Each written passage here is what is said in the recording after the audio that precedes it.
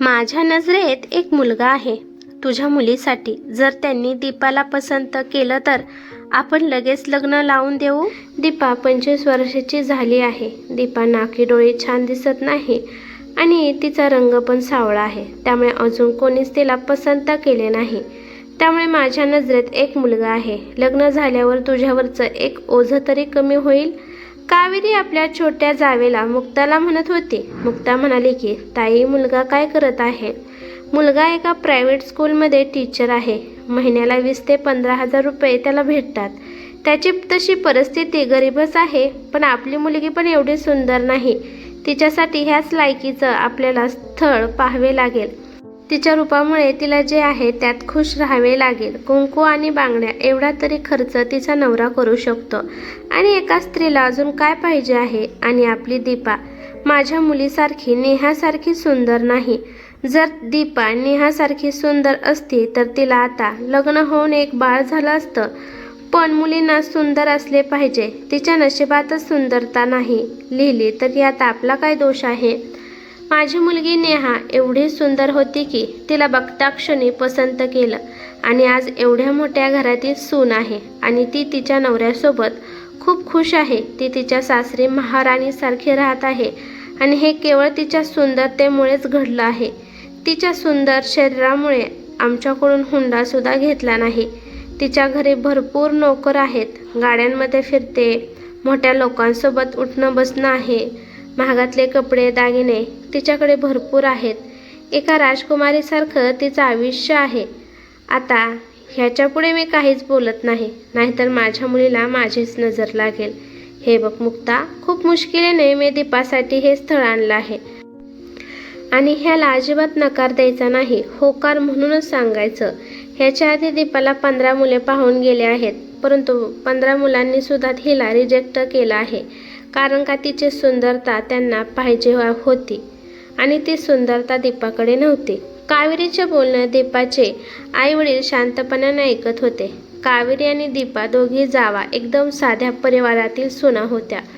कावेरी यांची मुलगी नेहा खूपच सुंदर होती आणि नेहा घरातच ट्युशन घेत होती. खूप हुशार होती नेहा. तिला शिकण्याचं खूप वेळ होतं, परंतु मोठ्या घरातून स्थळ आलं त्यामुळे कोणीच तिच्या लग्नाला नकारू शकलं नाही आणि 10 दिवसाच्या आतमध्येच नेहाचं लग्न लावून दिलं. कावेरी तर आपल्या मुलीचं एवढ्या मोठ्या घरात लग्न झालं म्हणून वेड्यासारखीच करत होती. कारण त्यांना विश्वासच बसत नव्हता की त्यांची मुलगी एवढ्या मोठ्या घरात सून म्हणून गेली आहे. जेव्हा कावेरीची मुलगी नेहा मोठ्या गाडीमध्ये माहेरी येते तेव्हा सगळे लहान मुले त्या गाडीला स्पर्श करत असायचे आणि ड्रायव्हर त्या मुलांना ओरडून पळून लावत होता. कावेरी आणि तिचा नवरा आपल्या मुलीचा एवढ्या मोठ्या घरात लग्न झालं म्हणून त्यांना खूप गर्व झाला होता. नेहमीच मुलीचं सर्व गुण संपन्न म्हणून गुणगान गात होते. पण एवढ्यापर्यंत ठीक होतं, पण मुलीच्या आयुष्यामध्ये काय लिहिलं आहे हे कोणालाच माहीत नसतं. कावेरी नेहमी आपल्या लहान जावेच्या मुलीच्या रूपावरून काही ना काही बोलत असायची. पवन आणि त्याचे आईवडील दीपाला पाहायला आले. दीपाला पाहिल्यावर पवनचे वडील म्हणाले की आम्हाला मुलगी पसंत आहे. लग्न फक्त घरातल्या घरातच होईल. फक्त तुम्ही मुलगी आणि नारळ एवढेच द्या. तुम्ही जास्त टेन्शन घेऊ नका. दीपाच्या आईवडिलांनी नेहाच्या सासरच्यांना सुद्धा लग्नाला आमंत्रित केले होते, पण नेहा एकटीच लग्नाला आली होती.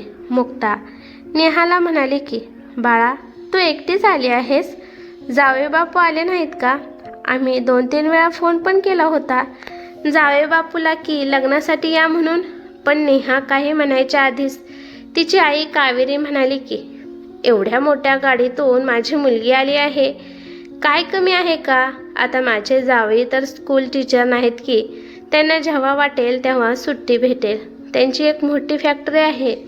मग मुक्ताने यापुढे काही बोलणं जरुरीचं समजलं नाही, पण नेहाचा चेहरा जरासा नाराज दिसत होता. खरं कारण हे होते की नेहाच्या सासरचे या मिडल क्लास फॅमिलीमध्ये लग्नामध्ये त्यांना यायचं नव्हतं. नेहाच्या लग्नाला 1 वर्ष झालं, परंतु अजून तिच्या सासरचे कोणच तिच्या माहेरी आले नव्हते. दीपाच्या घरात तिचे आई वडील आणि एक लहान भाऊ आणि एक लहान बहीण होती आणि त्यांच्याच घराच्या शेजारी कावेरी यांचं घर होतं. साध्या पद्धतीने दीपाचं लग्न झालं आणि लग्न झाल्यावर पहिल्यांदा दीपा तिच्या माहेरी आली आणि तिच्या चेहऱ्यावरूनच दिसत होतं की ती तिच्या सासरी खूप खुश आहे. एका आठवड्यानंतर तिचा नवरा पवन तिला न्यायला आला. शुदोरी म्हणून तिच्या सासूने सगळ्यांसाठी भेटवस्तू पाठवल्या होत्या. त्या वस्तू लहान होत्या, परंतु देणाऱ्याचं मन खूप मोठं होतं. पवन पण सगळ्यांना मिळून मिसळून बोलत होता. पाहुणा आहे म्हणून दाखवत नव्हता. जावई बापू जेवायला वाढला आहे, जेवण करा. दीपाच्या आईने पवनला आग्रह केला. तुमच्या सगळ्यांची ताटं कुठे आहेत? अहो जावई बापू, आधी तुम्ही, दीपा आणि दीपाचे पप्पा, तुम्ही तिघेजण जेवा. फक्त 3च ताट पाहून पवन मुक्ताला म्हणाला, आम्ही नंतर जेवण करतो. मी तोपर्यंत गरम गरम पुऱ्या करते. तुम्ही जेवा लवकर, जेवण थंड होईल. नाही आई, आपण सगळेच मिळून जेवण करू. सगळ्यांचे जेवण पण तुम्ही इथेच आणा, आपण मिळून गप्पा मारून जेवण करू. मला तुम्ही जावई समजू नका, तुम्ही मला तुमचा मुलगा समजा. माझा पाहुणचार करण्याची काहीच गरज नाही. पवन आपल्या सासूला म्हणत होता. आपल्या नवऱ्याचं आपुलकीचं बोलणं पाहून दीपाला खूप छान वाटलं. तिथे दीपाची चुलती कावेरी पण होती. सगळ्यांचं जेवण झाल्यानंतर दीपा आपल्या आईला मदत करण्यासाठी किचनमध्ये जाते आणि पटापटा भांडी घासू लागते. तिला पाहून कावेरीने टोमणा मारला. सासरला जाऊन तुझी भांडी घासण्यापासून सुटका झाली नसेल, तुझं काम करायला तिथे तर मोलकरीण तर नसेलच ना? कारण तुझं माहेर पण गरीबच आहे आणि सासरसुद्धा तुला गरीबच भेटलं आहे. त्यामुळे माहेरी आली आहे तरी पण कामच करत आहे. बरोबर बोलत आहात मोठी आई तुम्ही. कारण का मला सासर आणि माहेर सारखंच वाटतं. सासरला जरी असले तरी मला असं वाटतं की मी माझ्या माहेरीच आहे. मला तिथं प्रत्येक गोष्ट स्वातंत्र्य आहे. माझी सासू पण माझ्या आईसारखी आहे. माझी सासू काळजी घेते. आम्ही दोघी सोबतच जेवण करतो. त्या मला सोडून कधीच जेवण करत नाहीत. आम्ही दोघी मिळून घरातील कामे हसत खेळत करतो. मी सासरी पण कपडे आणि ब्लाऊज शिवण्याविषयी बोलली तर मला सासरच्यांनी ब्लाऊज आणि कपडे शिवायची परवानगी दिली आहे आणि हळूहळू माझी आता सासू पण शिकत आहे. दीपाने खूप प्रेमाने आपल्या चुलतीला उत्तर दिले. पवन पण आपल्या सासरी 2 दिवस राहिला, पण जावई बनून नाही तर त्या घराचा मुलगा बनून राहिला. काही दिवसानंतर मुक्ता कपड्याची बॅग पॅक करत होती. हे पाहून कावेरी म्हणाली की, मुक्ता, कुठे जाण्याची तयारी करत आहेस? ताई, मी तुम्हाला सांगायलाच येत होते की आपल्या दीपाचा वाढदिवस आहे, त्यामुळे तिच्या सासूने घरात पार्टी ठेवली आहे आणि त्यांना आम्हा सगळ्यांना सुद्धा बोलवलं आहे आणि त्यांनी त्यांच्या नातेवाईकांना पण आमंत्रित केलं आहे. त्यामुळे दीपाच्या सासरी 2 दिवस राहून येते. दीपा पण खुश होईल. कावेरी विचार करू लागली की तिच्या मुलीच्या सासरी तर कुणी अशी तयारीच करत नव्हती. तिचा वाढदिवस पण साजरा केला नाही किंवा तिला बोलावलं पण नाही. एके दिवशी मुक्ताची खूपच तब्येत खराब होऊ लागली. तिचा तापच राहत नव्हता आणि त्यामुळे त्यांना हॉस्पिटलमध्ये ॲडमिट केलं.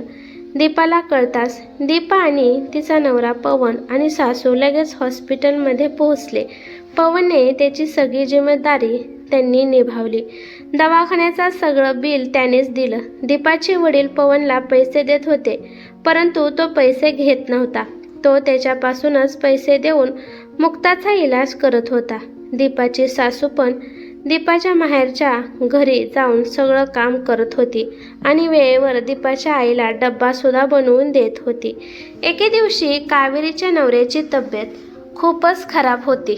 त्यांना बीपीचा त्रास होता, त्यामुळे पॅरालिसिसचा झटका आलेला असतो. त्यांच्या मुलाने आणि दीपाच्या वडिलांनी त्यांना हॉस्पिटलमध्ये ॲडमिट केलं. नेहा नेहमीप्रमाणे ड्रायव्हरसोबत मोठ्या गाडीत बाबाला पाहण्यासाठी हॉस्पिटलमध्ये आली. आई, बाबाला हे काय झालं? रडत नेहा आपल्या आईच्या गळ्यात पडली. माहीत नाही बाळा, डॉक्टर तुझ्या बाबाला तपासत आहेत. बाळा, तुझे बाबा लवकरच बरे होतील, तू टेन्शन घेऊ नको. तुझ्या सासरचे किती चांगले आहेत, तुला एवढ्या मोठ्या गाडीमध्ये पाठवलं आहे. नेहा तिच्या पर्समधून मोबाईल काढते आणि सासरी मी पोहोचली म्हणून कळवते. नेहा बाळा, तुझ्या सासरच्यांनी तुला नवीन मोबाईल, तुला नवीन पर्स घेऊन दिली आहे का? कावेरी खुश होऊन आपल्या मुलीला विचारत होती. आणि हे काय ग, तुझा चेहरा एवढा सुकला का आहे? तुला सासरी काही त्रास आहे का? नेहा म्हणाली की आई, तुला माझ्या सासरचा फक्त पैसा दिसतो. तुला हे कधी दिसलं नाही का की तुझी मुलगी नाराज असते, दुःखी असते? नेहा आईपुढे रडत म्हणाली की आई, माझ्या सासरी भरपूर पैसा आहे, मला पर्स दिली आहे, परंतु त्यांना विचारल्याशिवाय मला 1 रुपयासुद्धा खर्च करून देत नाहीत. मला माहेरी जाण्यासाठी एवढी मोठी गाडी पाठवली आहे, परंतु माझ्या माहेरी येण्यासाठी 1 सुद्धा तयार होत नाही. माझा तर नवरा म्हणतो की एवढ्या गरिबी माहेरी गेलो तर माझी समाजातील इज्जत कमी होईल, त्यामुळे तो माझ्या माहेरी येत नाही. माझ्या सासरी तर खूप पार्ट्या करतात, परंतु माझ्या माहेरच्यांना कोणाला सुद्धा बोलवत नाहीत. माझ्या आईवडिलांना सासरी येण्याचा अधिकार नाही आणि मला पण तुमच्या घरी येऊन देत नाहीत. तिथं माझ्या कोणत्याच पसंतीला महत्त्व देत नाहीत. मला शिकण्याची आवड आहे, परंतु शिकून देत नाहीत. आई, तू नेहमी म्हणते ना की तुझी मुलगी खूप भाग्यवान आहे, तिला एवढं मोठं घर मिळालं आहे आणि दीपाच्या नशिबी सुख नाही. ती नेहमी गरिबातच आहे, तिला सासर पण गरीबच भेटलं आहे. तिने तिच्या माहेरीसुद्धा पैसा पाहिला नाही आणि सासरीसुद्धा कधीच पैसा पाहिला नाही. ती खूप कम नशीबवान आहे. पण आई, मला माहीत आहे की दीपा खूप भाग्यवान आहे. तिला माहेरी पण इज्जत, प्रेम, मान सन्मान आहे आणि तिला स्वतंत्र आहे. आणि तसंच तिला सासरीसुद्धा प्रेम, इज्जत, मान सन्मान आणि तिला स्वतंत्रसुद्धा आहे. माणूस तेव्हा श्रीमंत होतो जेव्हा पूर्ण परिवार त्याच्याबरोबर असेल. आई, पैशामध्ये खूप आग असते आणि ती आग पहिल्यांदा नाती जाळून खाक करते.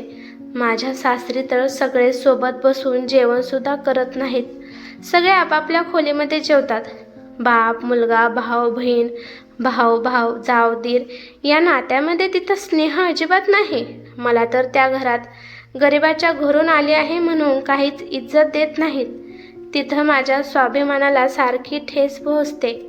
मला नेहमी माहेरच्या गरिबीवरून ताणे दिले जातात. आई, तू दिलेली मिठाई किंवा कोणतेही पदार्थ ते लोक घरात घेत नाहीत. ते लोक ती मिठाई मोलकरणीला किंवा ड्रायव्हरला देऊन टाकतात. अगं आई, त्यांना ते खायचं नसेल तर नका खाऊ दे, परंतु ते मलासुद्धा खाऊन देत नाहीत. मला माझ्या सासरचा पैसा पाहून घिन येते. आई, माझ्या नवऱ्यापेक्षा श्रीमंत तर दीपाचा नवरा आहे. तो मनाचा खूप श्रीमंत आहे. मी तिच्या चेहऱ्यावर हसू पाहिलं आहे. ती मनापासून हसते दीपा, आणि ती तिच्या चेहऱ्यावर दिसते, कारण तिच्या नवऱ्याने तिला प्रेमासोबत तिचा मान सन्मान सुद्धा जपून ठेवला आहे. दीपाच्या माहेरच्यांना सुद्धा तिच्या सासरच्यांनी मनापासून स्वीकारलं आहे. आई, आनंद कधीच पैशामध्ये मोजत जाऊ नकोस. हे सगळं पाहून, हे सगळं ऐकून आता कावेरीकडे रडण्यापेक्षा दुसरा मार्ग कोणताच नव्हता. मोठं घर पाहून, मोठा पैसा पाहून तिने तिच्या मुलीचे लग्न तिच्या ऐपतीपेक्षा घरात लग्न लावून दिले. त्या परिवाराला फक्त सुंदर मुलगी पाहिजे होते आणि त्यांनी फक्त नेहाचं सुंदर रूप पाहिलं आणि तिच्यासोबत तिच्या माहेरच्यांना आणि तिच्या स्वप्नांना त्यांनी स्वीकारलं नाही.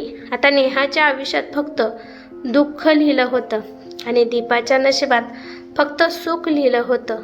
त्यामुळे माणूस छोटा असला तरी त्याच्याकडे मनाची श्रीमंती पाहिजे. ही कथा कशी वाटली ते मला कमेंट करून नक्की सांगा. कथा आवडली तर लाईक, शेअर नक्की करा आणि चॅनलवरती नवीन असाल तर चॅनलला सबस्क्राईब करा. धन्यवाद.